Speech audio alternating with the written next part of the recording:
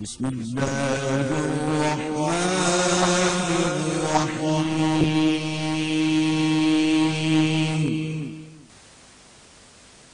یہ موٹا سا اصول ہے جنت میں جانے والوں کا، جس پر میں اور میرے صحابہ ہیں یہ جنتی ہیں۔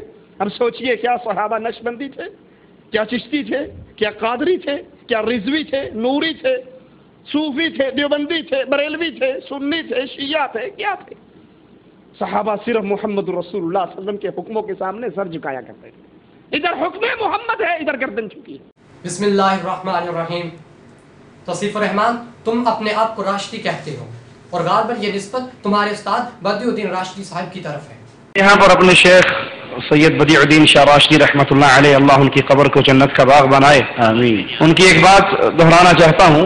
محترم سامعین، کیا توصیف غیر مقلد نے کبھی اپنے آپ سے یہ سوال کیا کہ کیا صحابہ میں سے کوئی راشدی تھا؟ اگر ان کے وجود میں صحابہ کے دور میں نہیں بلکہ کئی سو سال کے بعد میں وجود میں آیا تو یاد کر لیجئے یہ سلسلہ گمراہی کا سلسلہ ہے، اور ان میں داخل ہونا انسان کو گمراہی کی طرف لے جاتا ہے۔ اور کیا یہ بھی 72 فرقوں میں شامل ہے کہ نہیں؟ انہی کی محفل سنوارتا ہوں، چراغ میرا ہے رات ان کی، انہی کی محفل سنوارتا ہوں، چراغ میرا ہے رات ان کی، انہی کے مطلب کی کہہ رہا ہوں، زباں میری ہے بات ان کی۔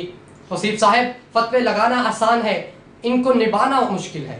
تیرا بھائی شفیق الرحمان اپنے آپ کو زیادی لکھتا ہے، تو کیا تو اپنا یہ سوال اس سے بھی پوچھے گا کہ بھائی صاحب صحابہ کرام میں کوئی زیادی تھا؟ اور اگر نہیں تو پھر اس پر بھی گمراہی کا فتویٰ لگائے گا؟ اور کیا شفیق زیدی کو 72 فرقوں میں شمار کرے گا؟ دامن کو ذرا دیکھ، ذرا بندے کبا دیکھ۔ توصیف غیر مقلد، کیا تو یہ سوال اپنے تمام غیر مقلدوں سے بھی پوچھے گا کہ کیا صحابہ اپنے آپ کو سلفی کہلاتے تھے یا کئی سو سال بعد جا کر یہ نسبت متعارف ہوئی؟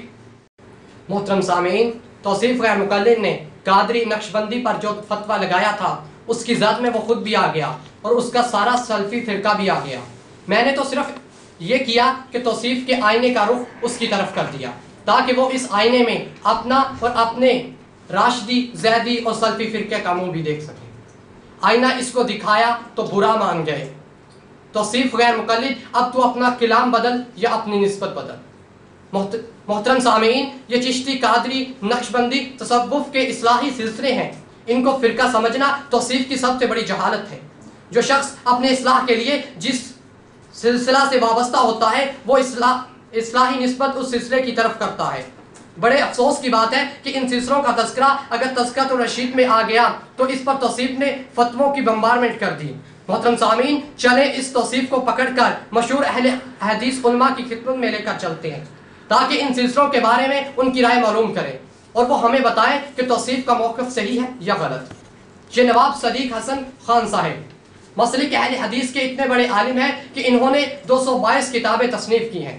حوالہ نمبر 1، نواب صدیق حسن خان صاحب فرماتے ہیں، میں مشائخ کے تمام طریقوں کو موصل الی اللہ جانتا ہوں اور تمام مشائخ سے خواہ ان کا کوئی طریقہ بھی ہو اس نے ارادت رکھتا ہوں، البتہ میرا اور میرے ابا اور اساتذہ اور مشائخ کا طریقہ نقش بندیہ ہے، اگرچہ اور طریقوں کی بھی اجازت ہے۔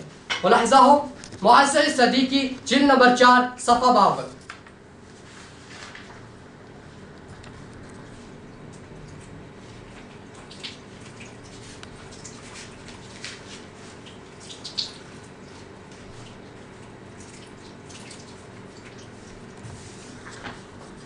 حوالہ نمبر 2، توصیف نے اپنے کلپ میں تذکرۃ الرشید کی اس عبارت پر اعتراض کیا تھا جس میں ان سلسلوں میں بیعت کا ذکر آیا تھا۔ اب بیعت کے بارے میں نواب صدیق حسن خان صاحب کا موقف سنیے۔ میں بیعت کرنے کو مستحب جانتا ہوں مگر وجوب کا قائل نہیں۔ معاصر صدیقی جلد نمبر 4 صفحہ 53۔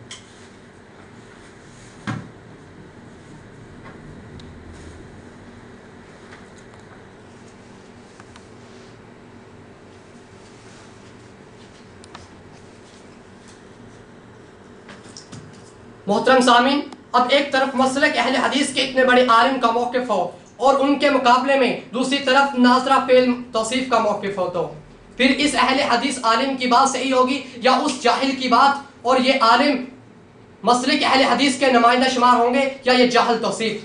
یا توصیف کے سامعین اور مداحین کو بجا طور پر سوال کا حق ہے کہ وہ اس سے پوچھے کہ توصیف صاحب ان چشتی قادری سلسلوں کا ذکر کسی دیوبندی اہل سنت والجماعت کی کتاب میں آ جائے تو اس کے خلاف آپ کی زبان کھلتی ہے، لیکن انہی سلسلوں کا ذکر اگر تمہارے ہی بڑے علماء کی کتابوں میں آ جائے تو وہاں آپ کی زبان گم کیوں ہو جاتی ہے؟ یہ صورتحال خبر دیتی ہے کہ آپ کو اس موقف سے ضد نہیں، صرف علماء دیوبند اہل سنت والجماعت سے ضد ہے اور تعصب ہے۔ حوالہ نمبر 3، مشہور اہل حدیث عالم اور تقسیم ہند کے بعد پاکستان میں جماعت اہل حدیث کے بانی مولانا داؤد غزنوی کا موقف سنیے۔ تذکرہ داؤد غزنوی صفحہ 368 اور 69 میں کہتے ہیں، بیعت طریقت کے بارے میں حضرت والد کی رائے وہی تھی جس کا اظہار حضرت شاہ ولی اللہ نے القول الجمیل میں کیا۔ بیعت طریقت کو مسنون اور موجب برکات سمجھتے تھے۔ حوالہ نمبر 4، اسی کتاب کے صفحہ نمبر 112 پر مولانا داؤد غزنوی نے اپنا طریقت کا سلسلہ یوں بیان کیا، سلسلہ نقشبندیہ میں میری بیعت اپنے والد حضرت مولانا عبدالجبار غزنوی سے ہے، اور حضرت مولانا عبدالجبار صاحب کی بیعت اپنے والد حضرت مولانا عبداللہ غزنوی سے ہے۔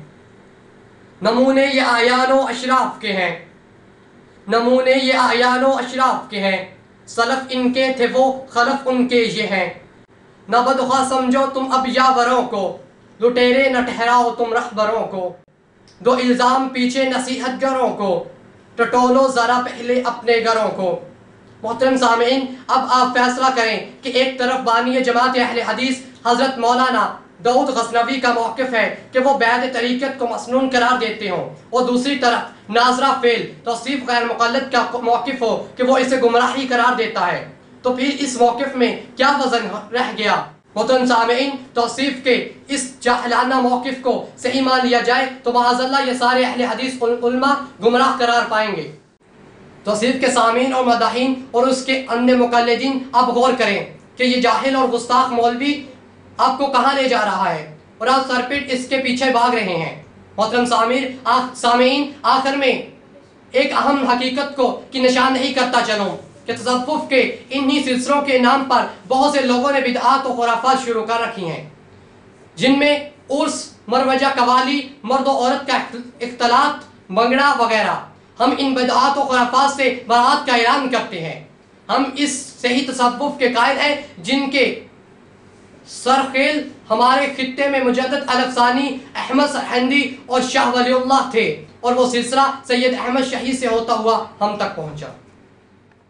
دو الزام پیچھے نصیحت گروں کو، دو الزام پیچھے نصیحت گروں کو، ٹٹولو ذرا پہلے اپنے گھروں کو، دو الزام پیچھے نصیحت گروں کو، ٹٹولو ذرا پہلے اپنے گھروں کو، کہ خالی ہے یا پر ذخیرے تمہارے، کہ خالی ہے یا پر ذخیرے تمہارے، برے ہیں کہ اچھے وطیرے تمہارے۔